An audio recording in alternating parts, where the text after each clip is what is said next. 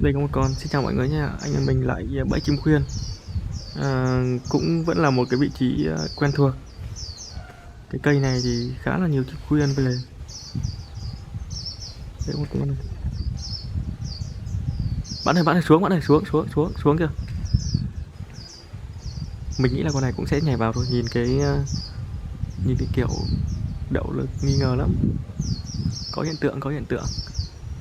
Thực sự là mình với thằng bạn chỉ đưa lên khoảng độ tầm đưa lên phát là mình quay luôn đấy, không mất thời gian, nên chứng tỏ là chim ở đây nó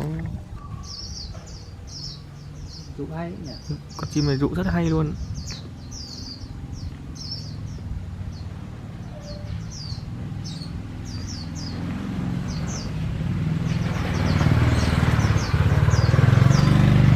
Phải nói là hai con vừa rồi bắt được tốt chất thật. Hai con đấy xuống phát vào To luôn. quá.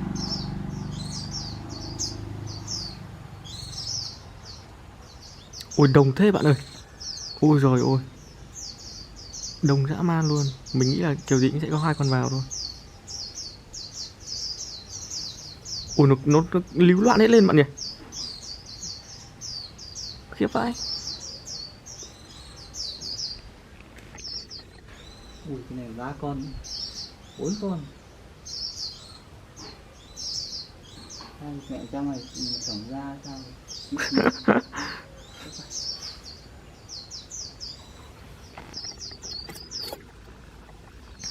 Ngồi xuống rồi mọi người, đứng mỏi chân mỏi tay quá, anh ngồi xuống rồi.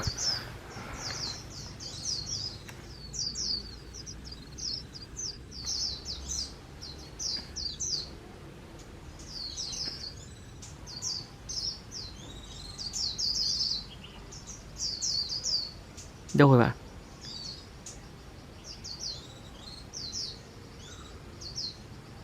Đi hết mất rồi. Nó lại về rồi. Lại về.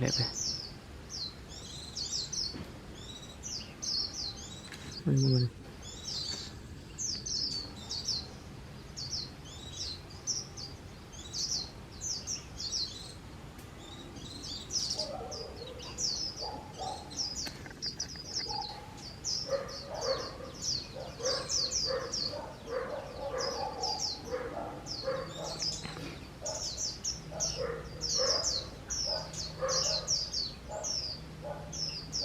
Lại có điện thoại bạn ạ. Lát nữa mình sẽ quay lại mọi người nha.